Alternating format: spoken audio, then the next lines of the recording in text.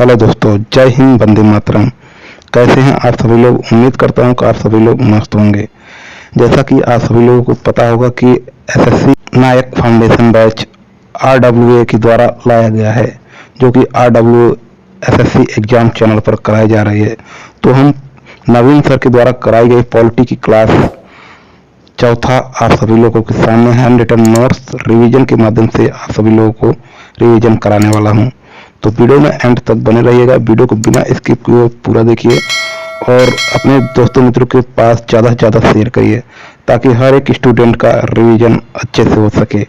PDF आपको video के description में टेलीग्राम चैनल का लिंक दे दिया हूँ, वहाँ से जाके पीडीएफ डाउनलोड कर लें।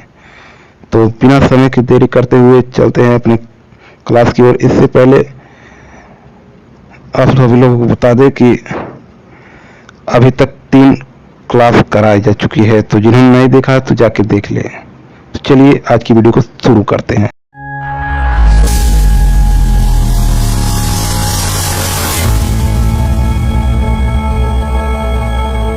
भारत का संवैधानिक विकास। भारत का संवैधानिक विकास, जिसे हम इंग्लिश में कहते हैं कॉन्स्टिट्यूशन डेवलपमेंट ऑफ इंडिया, यह आपका 1600 का चार्टर और 1773 में रेगुलेटिंग एक्ट आया था। बात कर लेते हैं नेक्स्ट पॉइंट की, भारत का संवैधानिक विकास, कॉन्स्टिट्यूशन डेवलपमेंट ऑफ इंडिया। इसमें दोस्तों भारत अंग्रेज 1579 स्टाफिन थॉमस था, और सेकेंड में राल्फ फिच 1583 में सेकेंड दूसरा था।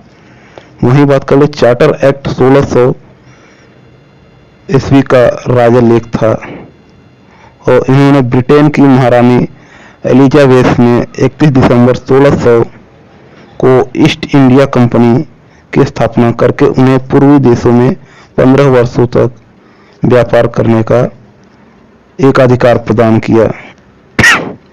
31 दिसंबर 1600।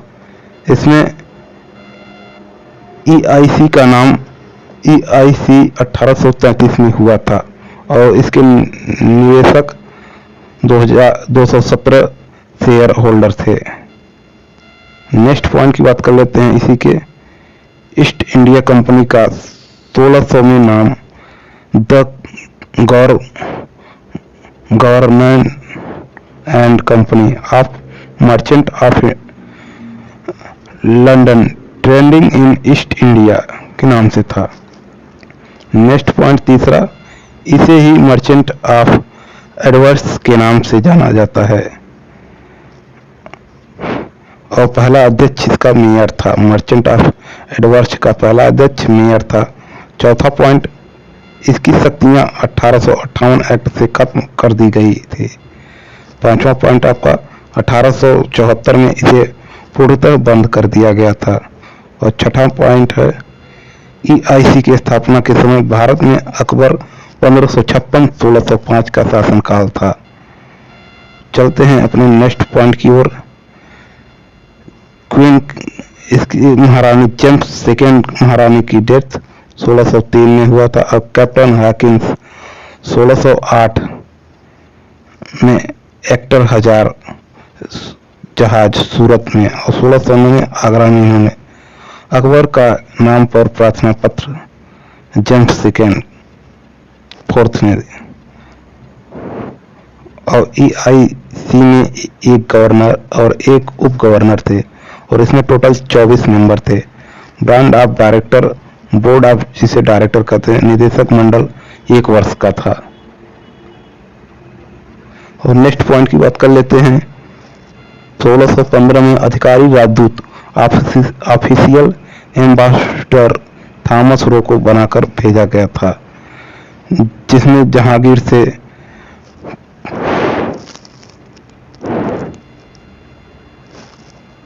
और नेक्स्ट पॉइंट की बात कर लेते हैं। ये दोस्तों कुछ डायग्राम बनाया गया है, इसे दोस्तों आप लोग अध्ययन कर लीजिएगा।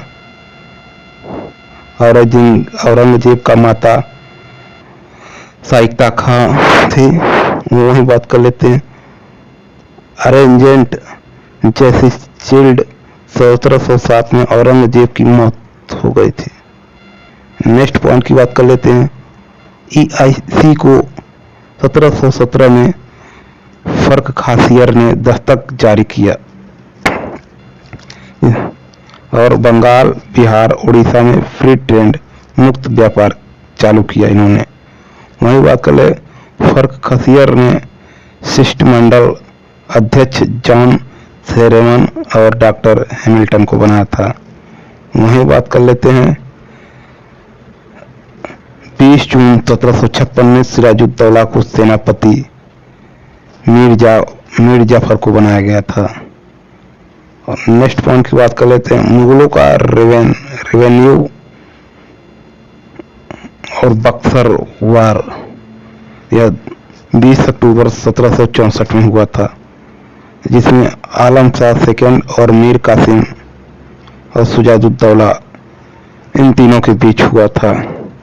बात कर लेते हैं 23 जून 1757 में प्लासी का युद्ध हुआ था। वहीं बात कर लेते हैं 1765 में दो संधि, 12 अगस्त 1756 में क्लाइव और 16 अगस्त 1765 में हुआ था, जिसमें 12 अगस्त 1756 में शाह आलम सेकंड 1760 से 1806 बंगाल और बिहार और उड़ीसा की दीवानी का अधिकार ICI को प्राप्त हुआ। वहीं बात कर लेते 1765 में यह इलाहाबाद की संधि हुई थी। नेक्स्ट पॉइंट की बात कर लेते हैं। बंगाल में द्वैत शासन, तो यह आपका 1765 में लागू हुआ था। वहीं बात कर लेते हैं न्याय प्रशासन और लोक निकाय और नवाब। रेवेन्यू कलेक्शन राजस्व EIC था, जिसमें जस्टिस एडमिर पब्लिक क्लेमेंस मैटर्स निजामत इसका देखरेख करता था। वहीं बात कर लेते हैं चार्टर एक्ट 1726 में आया था, जिसमें कलकत्ता, बम्बई, मद्रास प्रेसिडेंसी के गवर्नर को कानून बनाने की शक्ति दी गई। और बात कर लेते हैं 1773 में रेगुलेटिंग एक्ट के बारे में। पहला पॉइंट इसका, ब्रिटिश प्रधानमंत्री नॉर्थ गुप्त समिति सेक्रेट कमेटी की सिफारिश पर 1772 में गठित की थी। सेकेंड पॉइंट है 1773 का एक्ट EIC की व्याप्त दोषों को दूर करने के लिए लाया गया था। और तीसरा पॉइंट, बंगाल का गवर्नर केंद्रीकृत प्रणाली का जन्म, अब बंगाल का गवर्नर जनरल होगा। मद्रास 4 बंबई के गवर्नर बंगाल के अधीन थे। नेक्स्ट पॉइंट की बात कर लेते हैं। गवर्नर जनरल की सहायता के लिए 4 सदस्य परिषद। वहीं बात कर लेते हैं जिसमें निर्णायक मत होना चाहिए और बहुमत से होना चाहिए और 3 मेंबर इनके साथ होना चाहिए। तो डिसीजन कार्यपालिका का उदय। और नेक्स्ट पॉइंट 1774 में कलकत्ता में सर्वोच्च न्यायालय की स्थापना हुई थी, जिसमें यह एक अभिलेख न्यायालय होगा। फैसले न मानने, फैसले सुरक्षित।